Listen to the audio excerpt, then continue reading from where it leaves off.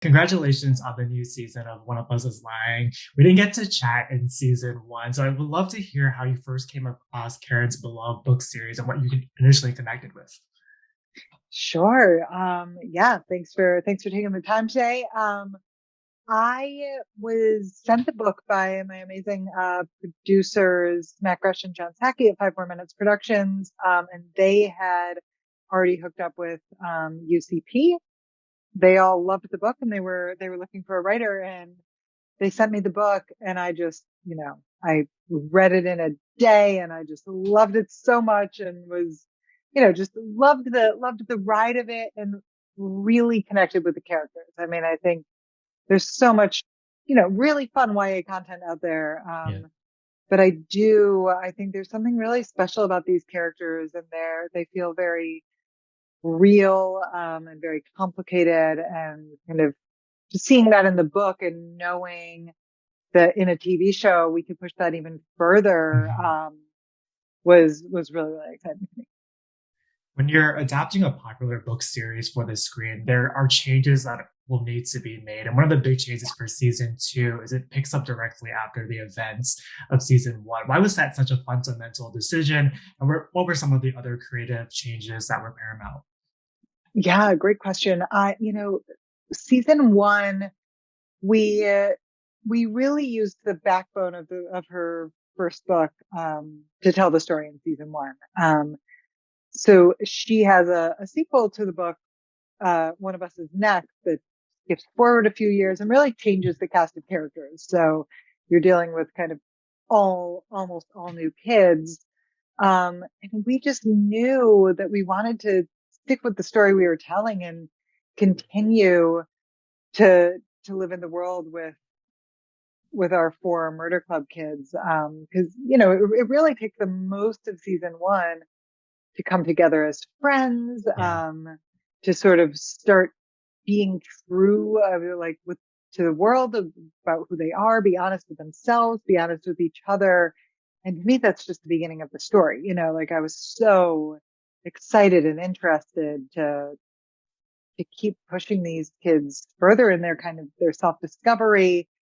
And then also, we wanted to end season one with a big cliffhanger that's not in the book. Yeah. We changed the ending, and um, we wanted to surprise fans, and we wanted to give people a new mystery and new content with these characters that they love so much. And you definitely did that. A perfect segue to this next question. But you have such a talented cast at the helm of this series. How did their performances in season one influence where this story was heading and their respective characters' journey? Yeah, I think they really, I mean, they are all so good and just embody their characters and have helped us, find the characters and define who these characters are. So, I mean, Nate and Bronwyn, that romance just, it works so well in the book, but it works so well on screen. Those two actors have so much chemistry. We love the will they, won't they with them, the complications with them. We knew we wanted to keep telling their story. Um, it was fun to see which of the cast like really leans toward humor, who's really great at action, and like just kind of picking up those things that they love to do as actors that they do so well, and saying like, okay, let's make sure we give, Bronwyn didn't really get to do any action in season one. Like, let's let her have an action scene in season two, and Janae is so funny. Let's lean into that in season two.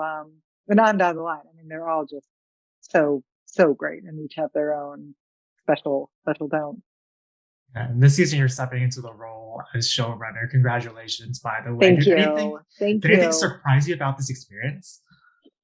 I was so truly so lucky to be working with Dario Madrona last season. He's an incredible showrunner, and I like, I was by his side through every step of production last year. So I really felt felt equipped to step into the role. But I would just say The amount of decisions and things that you're caring about all at once is, I knew it was coming, but, it's definitely a lot to kind of like take on and you care so much about every element. But when they're all happening at the same time, it's like having two in each other's blood. And this series tackles so many timely and universal themes. Why do you think this murder mystery genre lends itself to this type of storytelling?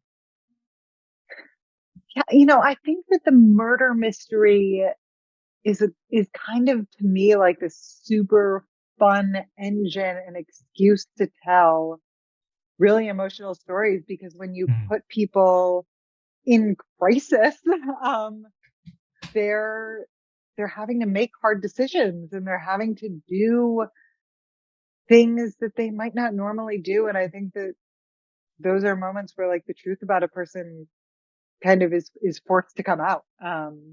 And so it's really fun to intersect those emotional stories with these kind of like high stakes murder stories. yeah. And then I got one final question for you. This show has been such a fan favorite since its premiere. Is there a particular episode or scene in season two that you're really excited for them to see? Oh man. I mean, I think we have a lot of different fan bases. So I'm definitely excited for the Nate Wynn fans to see the whole roller coaster that those two go on.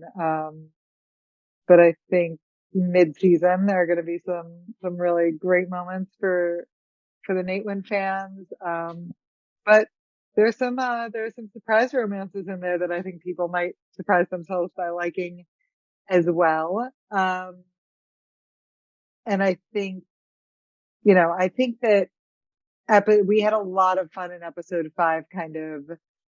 It's a really character driven episode and we showcase each of our actors, in sort of new ways. And I'm excited for fans to see these new sides of the characters.